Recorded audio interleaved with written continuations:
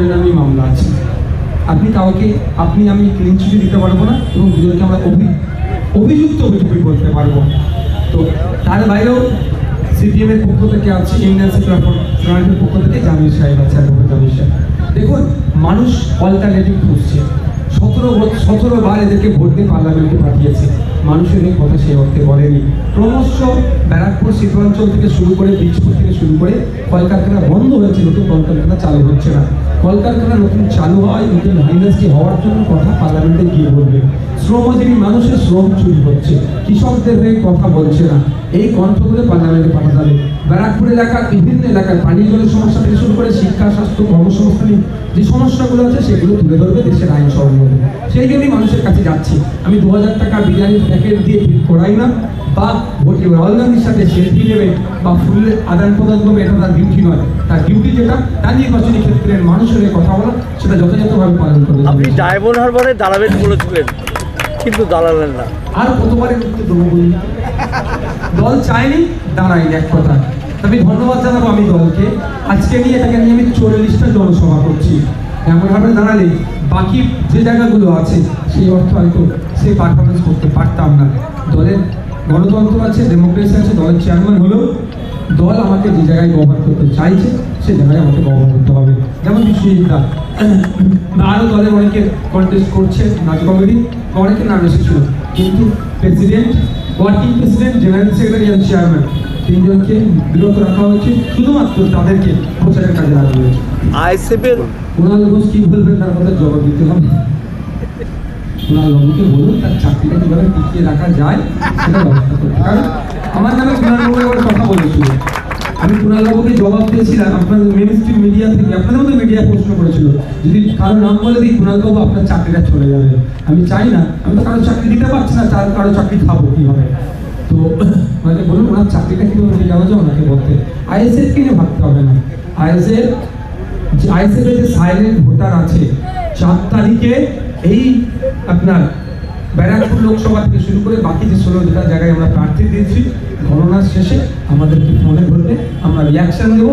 যে আমাদের silent voter, অনেকে তো আসতে পারেনি, আসলে মিথ্যা কেস, ভয়, হুমকি চুমকি, ব্যবসা বাণিজ্য আছে, ডিস্টার্ব করে বলে আসতে পারেনি, কিন্তু যে ভোটটা আছে সাইলেন্ট ভোটার অতি বাজিমাত করে। 34 বছর সিপিএম শাসন করেছে, 13 বছর তৃণমূল সরকার শাসন করলো, কিন্তু সেই যুবরা চাকরি পাচ্ছে না। এই নিয়ে কি জামির হোসেন যদি জিতে যায় তাহলে জামির হোসেন কি ভাববে? শুধু চাকরির কথা কেন বলছে? রাজ্যের মানুষ আজকে বিভিন্ন বিষয় থেকে বঞ্চিত হচ্ছে। শিক্ষা, স্বাস্থ্য, কর্মসংস্থান সব তলানিতে চলে যাচ্ছে।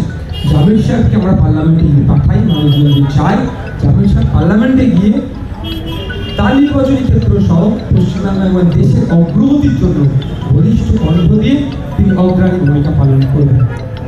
মহিলাদের জন্য কি ভাবছেন? মহিলাদের 1000-1200 নিয়ে আমরা ভাবি না।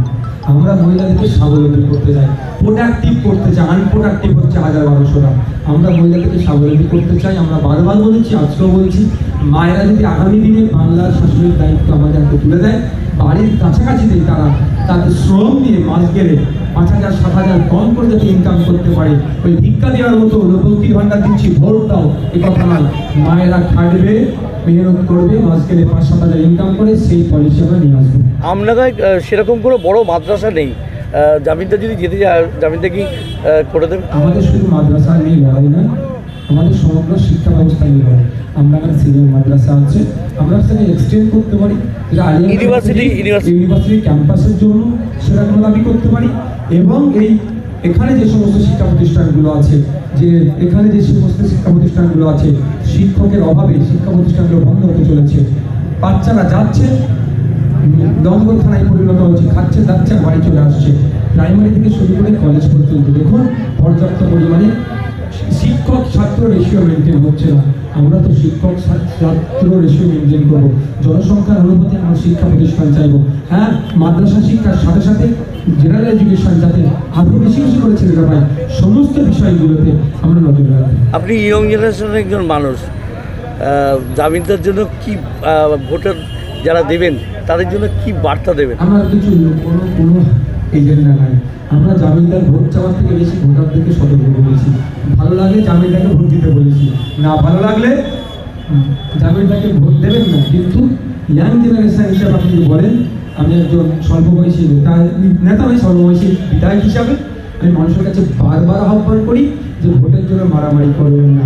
দেখেছেন এই বছর মালদা মুর্শিদাবাদে হিংসাটা কোন লেভেলে, কম লেভেল, মানে কত ডাউন হয়েছে, এটা তো চাইছি।